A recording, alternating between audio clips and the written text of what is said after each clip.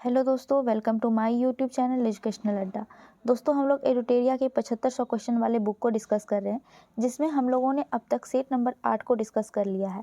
आज हम लोग सेट नंबर 9 को डिस्कस करेंगे। अगर आपने हमारी पहले की वीडियोज़ को नहीं देखा है, उसे देख लीजिएगा।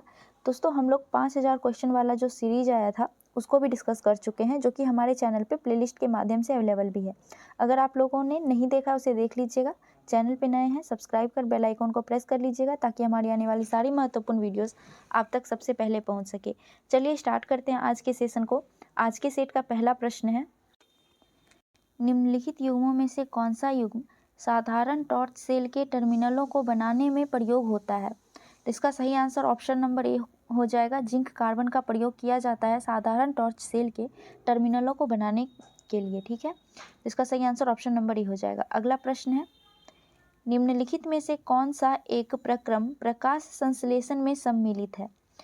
तो चलिए देखते हैं कौन सा है। तो इसका जो सही आंसर होगा वो ऑप्शन नंबर बी हो जाएगा। प्रायतम ऊर्जा स्थितिज ऊर्जा में परिवर्तित होती है और संचित हो जाती है। दोस्तों, प्रकाश संश्लेषण के दौरान प्रकाश ऊर्जा को रासायनिक ऊर्जा में हरे पेड़ पौधे परिवर्तित करते हैं। ठीक है, तो इसका सही आंसर ऑप्शन नंबर बी हो जाएगा। अगला प्रश्न है, लंबी कूद लगाने वाला कूदने से पहले क्यों दौड़ता है?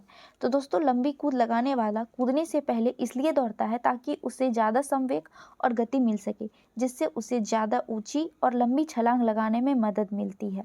तो इसका आंसर जो हो जाएगा वो ऑप्शन नंबर बी हो जाएगा, क्योंकि वह संवेग संरक्षण बनाए रखता है। ठीक है, तो ऑप्शन नंबर बी सही है। अगला प्रश्न है, सोडियम हाइड्रोक्साइड का उपयोग किया जाता है। तो दोस्तों, सोडियम हाइड्रोक्साइड का उपयोग साबुन के निर्माण में किया जाता है। साबुन के साथ साथ डिटर्जेंट, सर्फेक्टेंट और ब्लीच बनाने में भी सोडियम हाइड्रोक्साइड का उपयोग किया जाता है। इसके साथ ही दोस्तों, दवा और औषधीय उत्पादन में भी सोडियम हाइड्रोक्साइड का उपयोग किया जाता है। इसका रासायनिक फॉर्मूला जो होता है वो होता है NaOH। ठीक है, तो इसका सही आंसर ऑप्शन नंबर सी हो जाएगा, साबुन के निर्माण में। अगला प्रश्न है, न्यूक्लिक अम्ल में निम्न में से कौन सा पदार्थ नहीं पाया जाता है? तो दोस्तों, न्यूक्लिक अम्ल में मूलतः 4 क्षार पाए जाते हैं। मुख्यतः 4 क्षार पाए जाते हैं। कौन कौन से? तो साइटोसिन, एडेनिन, थाइमिन और गुआनिन। इसमें से कौन सा नहीं है इसमें? तो गुआनिन की जगह ग्वानिडीन दे दिया है। तो इसका जो सही आंसर होगा वो ऑप्शन नंबर डी हो जाएगा।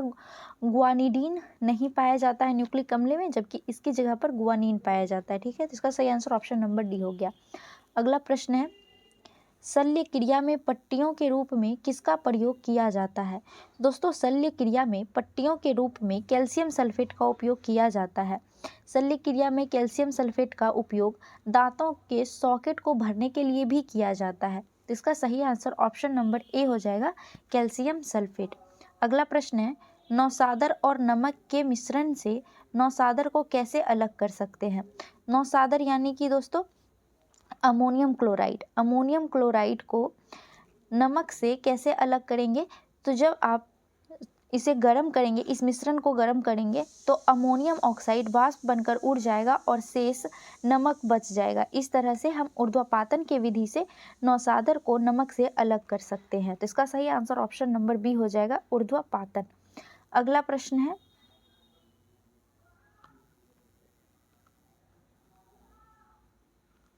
निम्नलिखित में से कौन सा एक प्रकाश संश्लेषी वर्णक नहीं है? तो इसमें से कौन सा प्रकाश संश्लेषी वर्णक नहीं है? तो इसका जो सही आंसर हो जाएगा वो ऑप्शन नंबर बी हो जाएगा, एंथ्रोसाइनिन। यह प्रकाश संश्लेषी वर्णक नहीं है। दोस्तों, एंथ्रोसाइनिन जो है यह फलों, फूल और पत्ती में लाल, बैंगनी और नीले रंग के लिए जिम्मेदार होता है, जबकि प्रकाश संश्लेषी वर्णक क्लोरोफिल, कैरोटीनॉइड और फाइकोबिलिन ये 3 वर्णक होते हैं। ठीक है, तो इसका जो सही आंसर हो जाएगा वो ऑप्शन नंबर बी हो जाएगा, एंथ्रोसाइनिन प्रकाश संश्लेषी वर्णक नहीं है। अगला प्रश्न है, निम्नलिखित में से कौन जीवाणुभोजी को सही रूप में संदर्भित करता है? जीवाणुभोजी यानी कि बैक्टीरियोफेज। बैक्टीरियोफेज को कौन संदर्भित करता है? तो इसका सही आंसर ऑप्शन नंबर बी हो जाएगा, जीवाणु को संक्रमित करने वाले विषाणु को जीवाणुभोजी कहते हैं। ठीक है, तो इसका सही आंसर ऑप्शन नंबर बी हो जाएगा। अगला प्रश्न है, इनमें से कौन सा कोशिकांग श्वसन क्रिया से संबंधित है? दोस्तों, श्वसन क्रिया से माइटोकॉन्ड्रिया संबंधित है, जिसे सेल का पावर हाउस भी कहते हैं, यानी कोशिका का ऊर्जा घर भी इसे कहा जाता है माइटोकॉन्ड्रिया को। इसका सही आंसर ऑप्शन नंबर डी हो जाएगा, माइटोकॉन्ड्रिया। दोस्तों माइटोकॉन्ड्रिया क्रेब्स चक्र को पूरा करता है और इलेक्ट्रॉन परिवहन श्रृंखला को बनाए रखता है। क्रेब्स चक्र से CO2 यानी कार्बन डाइऑक्साइड का निर्माण होता है। ठीक है, तो इसका सही आंसर ऑप्शन नंबर डी हो जाएगा। अगला प्रश्न है, मानव शरीर में श्वेत रुधिर कोशिका तथा लाल रुधिर कोशिकाओं का औसत अनुपात क्या है? दोस्तों श्वेत रुधिर कोशिका का 1 भाग और लाल रुधिर कोशिकाओं का 600 भाग इसका अनुपात होता है, यानी 1:600। श्वेत रुधिर कोशिका क्या करता है दोस्तों? तो श्वेत रुधिर कोशिका हमारे शरीर को प्रतिरक्षक प्रणाली प्रदान करता है। वहीं लाल रुधिर कोशिका हमारे शरीर में ऑक्सीजन परिवहन का कार्य करता है। ठीक है, तो इसका जो सही आंसर होगा वो ऑप्शन नंबर सी हो जाएगा, 1:600। अगला प्रश्न है, नीचे दिए गए का मिलान करना है। कह रहा है कि कूट का उपयोग करके सही उत्तर को चुनना है। ठीक है, पहला है ऑर्निथोलॉजी। ऑर्निथोलॉजी में किसका अध्ययन किया जाता है? तो दोस्तों ऑर्निथोलॉजी में पक्षियों का अध्ययन किया जाता है। उसके बाद है ऑस्ट्रियोलॉजी। ऑस्ट्रियोलॉजी में हड्डियों का अध्ययन किया जाता है। उसके बाद है लेपिडटेरियोलॉजी। लेपिडटेरियोलॉजी में तितलियों का अध्ययन होता है। और माइकोलॉजी में कवक का अध्ययन होता है। शैवाल का अध्ययन फाइकोलॉजी में होता है और कवक का अध्ययन माइकोलॉजी में होता है। ठीक है, तो इसका जो मिलान हो जाएगा वो हो जाएगा 1 का ए, 2 का बी, 3 का सी और 4 का डी, यानी ABCD, और जो कि ऑप्शन नंबर सी में है। तो इसका सही आंसर ऑप्शन नंबर सी हो जाएगा। अगला प्रश्न है, मानव शरीर में ग्लाइकोलिपिड्स कहाँ पाया जाता है? दोस्तों मानव शरीर में ग्लाइकोलिपिड्स कोशिका झिल्ली के बाहरी हिस्से पर पाया जाता है। इसका सही आंसर ऑप्शन नंबर ए हो जाएगा, कोशिका झिल्ली। दोस्तों ग्लाइकोलिपिड्स चीनी के अंशों वाले लिपिड होते हैं। ये कोशिका की पहचान यानी कोशिका पहचान और उत्तक जो होता है उत्तक प्रतिरक्षा जैसा कार्य करता है। ठीक है, तो इसका सही आंसर ऑप्शन नंबर ए हो जाएगा, कोशिका झिल्ली। अगला प्रश्न है, निम्न में कौन सा हार्मोन जानवरों में नहीं पाया जाता है? तो दिए गए ऑप्शन के हिसाब से ऑक्सिन नामक जो हार्मोन है, ऑक्सिन हार्मोन, ये पौधे में पाया जाता है, ना कि जानवरों में। तो इसका सही आंसर ऑप्शन नंबर बी हो जाएगा, ऑक्सिन हार्मोन। अगला प्रश्न है, डीएनए में कौन सी शर्करा पाई जाती है? तो दोस्तों डीएनए में डीऑक्सीराइबोज शर्करा पाया जाता है, जो कि एक पेंटोस शर्करा होता है। कौन सा होता है? पेंटोस शर्करा होता है। और दोस्तों पेंटोस शर्करा में 5 कार्बन परमाणु मौजूद होते हैं। इसका सही आंसर ऑप्शन नंबर बी हो जाएगा, पेंटोस। अगला प्रश्न है, निम्नलिखित में से कौन सा आरंभिक जैन साहित्य का भाग नहीं है? तो दोस्तों इसमें जो थेरी गाथा है, थेरी गाथा यह आरंभिक जैन साहित्य का भाग नहीं है। थेरी गाथा प्रारंभिक बौद्ध साहित्य से संबंधित है। ठीक है, तो इसका सही आंसर ऑप्शन नंबर ए हो जाएगा, थेरी गाथा। अगला प्रश्न है, निम्नलिखित में से किसने सर्वप्रथम दक्षिण में अपनी सत्ता की स्थापना की? तो दोस्तों सर्वप्रथम दक्षिण में अपनी सत्ता की स्थापना सातवाहन वंश के द्वारा किया गया था। इसका सही आंसर ऑप्शन नंबर ए हो जाएगा। दोस्तों सातवाहन वंश को दक्षिणापथ के स्वामी के नाम से भी जाना जाता था। सातवाहन वंश के संस्थापक कौन थे? तो दोस्तों इसके संस्थापक सीमुख थे।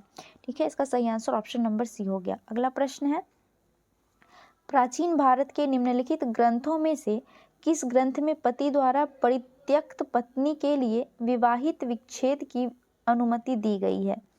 तो दोस्तों विवाहित विच्छेद की अनुमति यह कौटिल्य की पुस्तक अर्थशास्त्र में दिया गया है। इसका सही आंसर ऑप्शन नंबर डी हो जाएगा, अर्थशास्त्र। अगला प्रश्न है, दीवाने मखफी शीर्षक से कविताएं किसके द्वारा लिखी गई है? तो दोस्तों दीवाने मखफी शीर्षक से कविताएं शहजादी जेबुनिसा के द्वारा लिखा गया है, शहजादी जेबुनिसा। इसका सही आंसर ऑप्शन नंबर बी हो जाएगा। अगला प्रश्न है, निम्नलिखित स्मारकों को उससे संबंधित शासकों से सुमेलित करके नीचे दिए गए कूट से सही उत्तर का चयन करना है। एक तरफ मकबरा दिया हुआ है, दूसरी तरफ उससे संबंधित निर्माणकर्ता जो उस समय के राजा थे उन निर्माणकर्ता दिया हुआ है, तो मिलान करना है। पहला है दोहरा गुंबद, इसका निर्माण किसके द्वारा करवाया गया था? दोस्तों इसका निर्माण सिकंदर लोदी के द्वारा करवाया गया था। उसके बाद है अष्टभुजीय मकबरा। अष्टभुजीय मकबरा सासाराम में मौजूद है, जिसके निर्माण करता थे शेरशाह शेरशाह सूरी जो थे उन्होंने निर्माण करवाया था अष्टभुजीय मकबरा का। उसके बाद है सत्य मेहराबिया मकबरा जिसके संस्थापक बलवंत थे। उसके बाद है गोल गुंबद के संस्थापक मोहम्मद आदिल शाह हैं। ठीक है, इसका जो सही मिलान हो जाएगा वो हो जाएगा 4, 1, 3 और 2, जो कि ऑप्शन नंबर सी में है। तो इसका सही आंसर ऑप्शन नंबर सी हो जाएगा 4, 1, 3 और 2। अगला प्रश्न है, किस युद्ध में मैसूर, मराठा तथा हैदराबाद के निजाम द्वारा संयुक्त रूप से अंग्रेजों के विरुद्ध रहने का निर्णय किया गया था? तो यह दोस्तों प्रथम आंग्ल मैसूर युद्ध के दौरान किया गया था। कब से कब हुआ था प्रथम आंग्ल मैसूर युद्ध? तो यह दोस्तों 1767 से 1769 ईस्वी में हुआ था। इसका सही आंसर ऑप्शन नंबर ए हो जाएगा। दोस्तों प्रथम आंग्ल मैसूर युद्ध की समाप्ति मद्रास की संधि के साथ हुआ था। टोटल 4 मैसूर युद्ध हुए। प्रथम हुआ था 1767 से 1769 जो मद्रास की संधि के बाद समाप्त हुआ। द्वितीय आंग्ल मैसूर युद्ध कब हुआ था? तो द्वितीय आंग्ल मैसूर युद्ध 1780 से लेकर 1784 के बीच हुआ था, जिसमें बीच में ही 1782 ईस्वी में हैदर अली की मृत्यु हो गई थी और फिर आगे का जो युद्ध था वो टीपू सुल्तान के द्वारा लड़ा गया था। और दोस्तों द्वितीय आंग्ल मैसूर युद्ध मंगलौर की संधि के बाद समाप्त हुआ। उसके बाद तृतीय आंग्ल मैसूर युद्ध हुआ जो 1790 से लेकर 1792 ईस्वी तक हुआ और यह श्रीरंगपट्टनम की संधि के बाद समाप्त किया गया था। उसके बाद है चतुर्थ आंग्ल मैसूर युद्ध जो 1798-99 में हुआ था और इसमें टीपू सुल्तान की मृत्यु हो गई थी। ठीक है, तो इसका जो सही आंसर होगा वो ऑप्शन नंबर ए हो जाएगा, प्रथम आंग्ल मैसूर युद्ध। अगला प्रश्न है,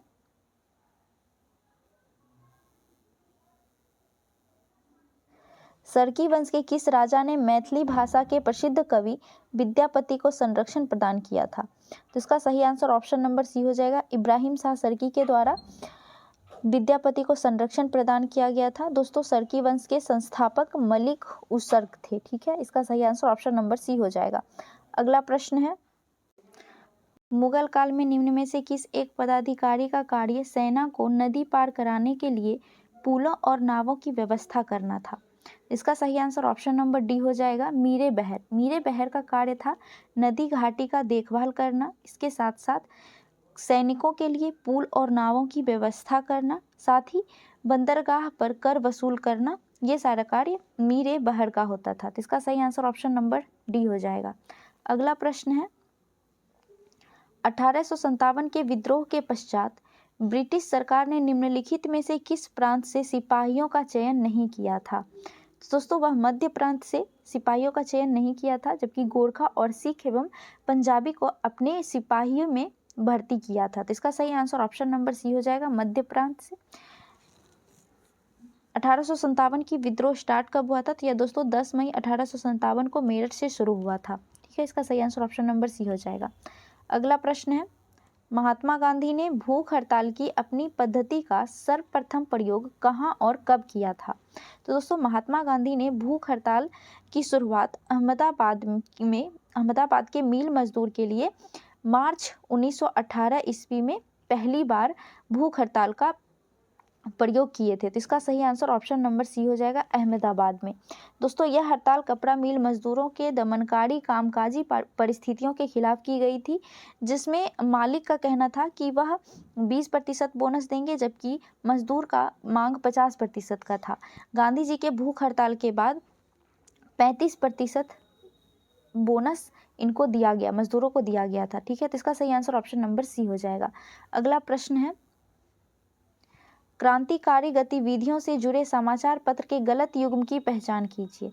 चलिए देखते हैं। पहला जो समाचार पत्र है वो है जमींदार, जिसके संस्थापक थे जफर अली खां, यह बिल्कुल सही सुमेलित है। दूसरा है भवानी मंदिर, जिसके संस्थापक वरिंद्र कुमार घोष जी थे, तो ये भी सही सुमेलित है। तीसरा है फ्री हिंदुस्तान, जिसके संस्थापक तारकनाथ दास थे, ये भी सही है।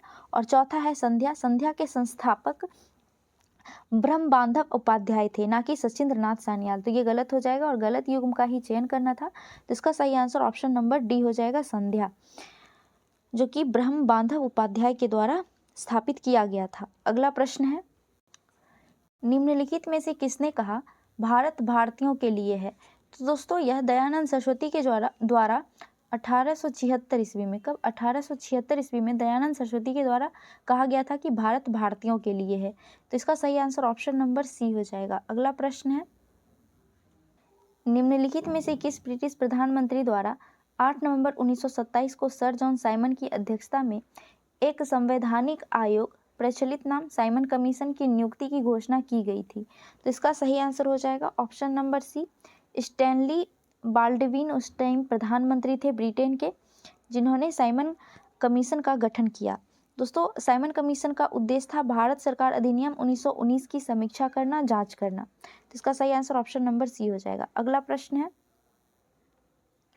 1858 के अधिनियम के द्वारा भारत पर शासन किया जाना था। तो दोस्तों, 1858 के अधिनियम के द्वारा ब्रिटिश क्राउन के नाम पर भारत का शासन किया जाना था। तो इसका सही आंसर ऑप्शन नंबर बी हो जाएगा, ब्रिटिश क्राउन। दोस्तों, 1858 के अधिनियम में कई तरह के बदलाव किए गए थे, जिसमें भारत के गवर्नर जनरल को भारत का वायसराय बना दिया गया था, नियंत्रण बोर्ड और निदेशक मंडल को समाप्त कर दिया गया था, उसके जगह पर राज्य सचिव की नियुक्ति की गई थी। तो ये सारी चीज़ें 1857 के अधिनियम के तहत बदला गया था और सारा शासन महारानी के हाथ यानी कि ब्रिटिश क्राउन के हाथों में चली गई थी। तो इसका सही आंसर ऑप्शन नंबर बी हो जाएगा। अगला प्रश्न है, निम्नलिखित में से कौन 1953 में भारत सरकार द्वारा गठित किए गए एक राज्य पुनर्गठन आयोग के सदस्य थे? तो दोस्तों, राज्य पुनर्गठन आयोग के सदस्य फजल अली, हृदयनाथ कुंजरू और के.एम. पानिक्कर थे, जिसकी अध्यक्षता फजल अली के द्वारा किया जा रहा था, यानी अध्यक्ष फजल अली थे। तो इसका जो सही आंसर होगा वो हो जाएगा 1, 2 और 3। इसका सही आंसर ऑप्शन नंबर ए हो जाएगा।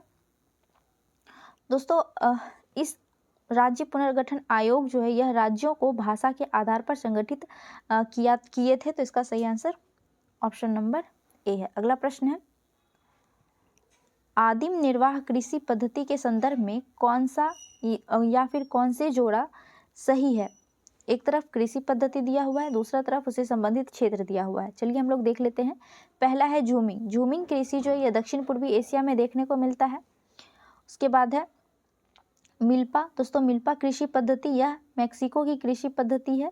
ये पहला और दूसरा सही सुमेलित है। तीसरा है लदांग। लदांग जो है दोस्तों यह इंडोनेशिया और मलेशिया की कृषि पद्धति है, ना कि श्रीलंका की। तो तीसरा गलत है। सही कौन कौन सा है? तो पहला और दूसरा सही है। तो इसका जो सही आंसर हो जाएगा वो ऑप्शन नंबर बी हो जाएगा, केवल 1 और 2। अगला प्रश्न है, भारत की जनगणना 2011 के अनुसार देश में सर्वाधिक जनसंख्या वृद्धि दर वाला जिला है। तो दोस्तों, देश में सर्वाधिक जनसंख्या वृद्धि दर वाला जिला कुरंग कुमे है, जो कि अरुणाचल प्रदेश का एक जिला है। तो इसका सही आंसर ऑप्शन नंबर बी हो जाएगा, कुरंग कुमे। अगला प्रश्न है, भारत की जनगणना 2011 के अनुसार सर्वाधिक लिंगानुपात वाला केंद्र शासित प्रदेश कौन सा है? तो दोस्तों, भारत का सर्वाधिक लिंगानुपात वाला केंद्र शासित प्रदेश पुद्दुचेरी है। तो इसका सही आंसर ऑप्शन नंबर बी हो जाएगा। पुद्दुचेरी में दोस्तों 1000 पुरुषों पर 1037 महिलाएं हैं। तो इसका सही आंसर ऑप्शन नंबर बी हो जाएगा। अगला प्रश्न है, भारत की जनगणना 2011 के अनुसार न्यूनतम साक्षरता प्रतिशत वाला केंद्र शासित प्रदेश निम्नलिखित में से कौन सा है? तो दोस्तों, 2011 की जनगणना के अनुसार न्यूनतम साक्षरता प्रतिशत वाला केंद्र शासित प्रदेश दादर एवं नागर हवेली है। तो इसका सही आंसर ऑप्शन नंबर बी हो जाएगा, जिसकी कुल साक्षरता प्रतिशत जो है वो 77.24% है। ठीक है, तो इसका सही आंसर ऑप्शन नंबर बी हो जाएगा। अगला प्रश्न है, राज्यसभा के बारे में निम्नलिखित में से कौन सा कथन सही नहीं है? तो चलिए हम लोग देखते हैं कि राज्यसभा के बारे में कौन सा कथन सही नहीं है। पहला है, राज्यसभा एक अस्थायी निकाय है। तो बिल्कुल सही है दोस्तों, राज्यसभा एक अस्थायी निकाय है, जिसे उच्च सदन भी कहा जाता है। इसका कार्यकाल 6 वर्षों का होता है। दूसरा है, इसे 3 अप्रैल 1952 को पहली बार विधिवत गठित किया गया था। तो ये भी सही है दोस्तों, राज्यसभा का गठन 3 अप्रैल 1952 ईस्वी को विधिवत गठित किया गया था। तीसरा है, राज्यसभा में 12 सदस्यों को राष्ट्रपति के द्वारा मनोनीत किया जाता है।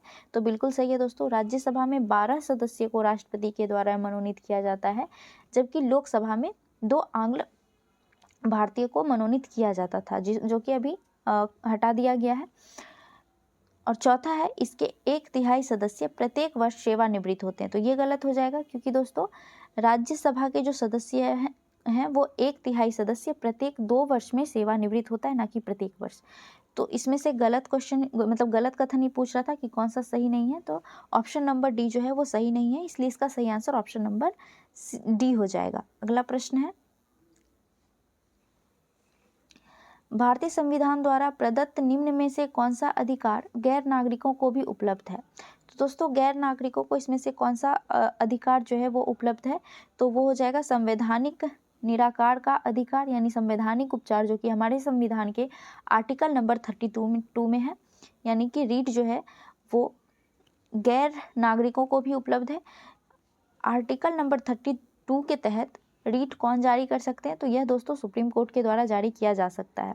हमारे भारतीयों को, यानी केवल भारतीयों को प्राप्त आर्टिकल नंबर 15, 16, 19, 29 और 30 है, जो कि अभिव्यक्ति की स्वतंत्रता, देश के किसी भी भाग में घूमने एवं बसने की स्वतंत्रता, ये दोनों जो है आर्टिकल नंबर 19 के अंतर्गत आता है। संपत्ति अर्जित करने की स्वतंत्रता, ये भी आर्टिकल नंबर 19 के अंतर्गत ही आता था, लेकिन इसे वर्तमान में हटाकर आर्टिकल नंबर 300 के ए में कर दिया गया और ये इसे अभी कानूनी अधिकार दे दिया गया है। ठीक है, तो इसका जो सही आंसर होगा वो ऑप्शन नंबर ए हो जाएगा, संवैधानिक निराकार का अधिकार, जो कि गैर नागरिकों को भी उपलब्ध है। अगला प्रश्न है, निम्नलिखित में से कौन एक कार्यपालिका का अंग है। दोस्तों एक कार्यपालिका का अंग, इसमें से उप निरीक्षक पुलिस जो है वो कार्यपालिका का अंग है। इसका सही आंसर ऑप्शन नंबर सी हो जाएगा, उप निरीक्षक। अगला प्रश्न है, भारत के संविधान द्वारा अवशिष्ट शक्तियों को केंद्र सरकार में निहित करने से क्या उद्देशित होता है। तो इसका सही जो आंसर हो जाएगा वो हो जाएगा ऑप्शन नंबर सी, भारत अर्ध संघीय है, ये दर्शाता है हमारे संविधान द्वारा अवशिष्ट शक्तियों को केंद्र सरकार में के अंदर निहित करना। दोस्तों आर्टिकल नंबर 248 के अनुसार अवशिष्ट शक्तियां, यानी ऐसा विषय जिस पर संघ, राज्य, जो कि संघ सूची, राज्य सूची या संवर्धित सूची में शामिल नहीं है, पर कानून बनाने की शक्ति संघीय विधानमंडल के अंतर्गत निहित है। ठीक है, तो इसका सही आंसर ऑप्शन नंबर सी हो जाएगा। अगला प्रश्न है, जब कोई राज्य राष्ट्रपति के शासन के अंतर्गत होता है तब उस राज्य का बजट कौन पारित करता है। तो दोस्तों जब किसी भी राज्य में राष्ट्रपति शासन लागू होता है तब उस राज्य का बजट संसद के द्वारा लोकसभा में पेश किया जाता है। ठीक है, उस राज्य का जो बजट है वो लोकसभा में संसद के द्वारा पेश किया जाता है। तो इसका सही आंसर ऑप्शन नंबर बी हो जाएगा, संसद। अगला प्रश्न है,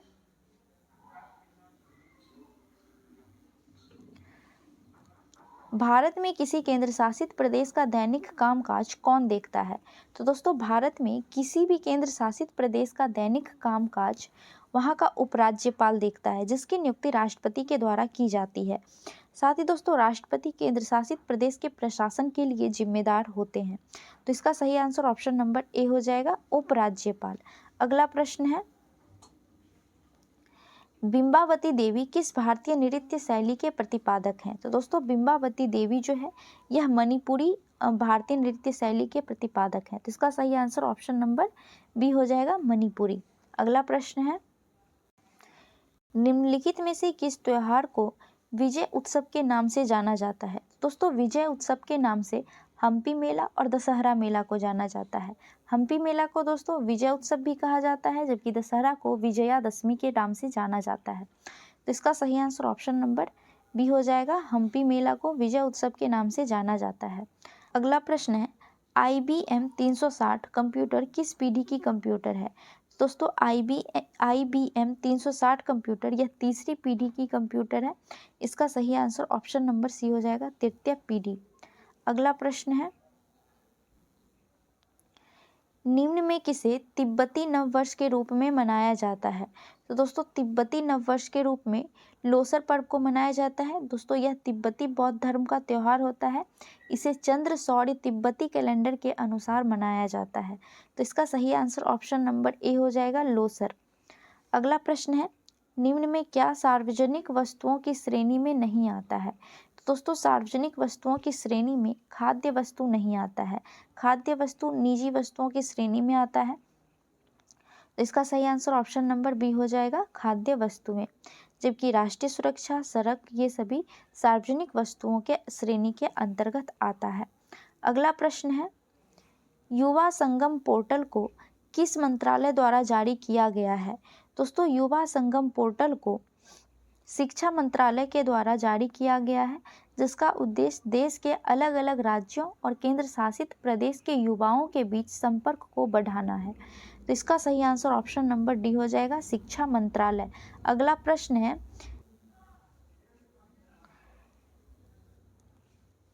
एम.के. गांधी के अनुसार अस्पृश्यों का सामाजिक आर्थिक सुधार संपन्न किया जा सकता है। तो किस आधार पर अस्पृश्यों का सामाजिक आर्थिक सुधार संपन्न किया जा सकता है? तो दोस्तों गांधी जी के अनुसार उनके लिए कुटीर उद्योग स्थापित करके अस्पृश्यों का सामाजिक और आर्थिक सुधार संपन्न किया जा सकता है।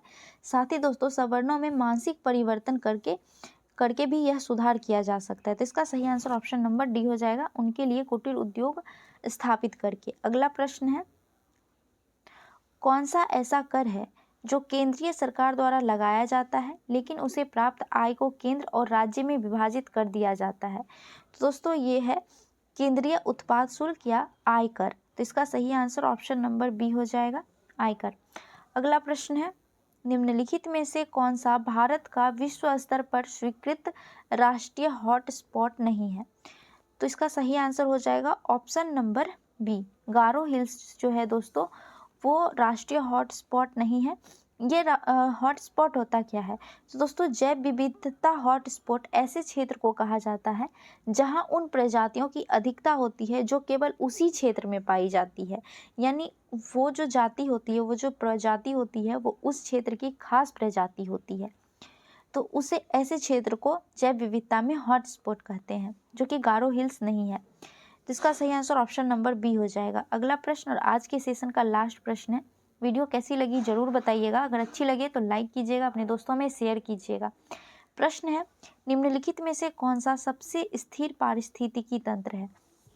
तो दोस्तों सबसे स्थिर पारिस्थितिकी तंत्र समुद्रीय पारिस्थितिकी तंत्र है। समुद्र में घुली हुई नमक, प्रकाश, तापमान और घुलित ऑक्सीजन की वजह से यह स्थिर रहता है। तो इसका सही आंसर ऑप्शन नंबर सी हो जाएगा, समुद्रीय पारिस्थितिकी तंत्र। ठीक है, तो हमारा आज का सेशन यहीं तक था। वीडियो कैसी लगी जरूर बताइएगा। अच्छी लगी हो तो लाइक कीजिएगा, अपने दोस्तों में शेयर कीजिएगा। मिलते हैं नेक्स्ट सेट के साथ। जय हिंद।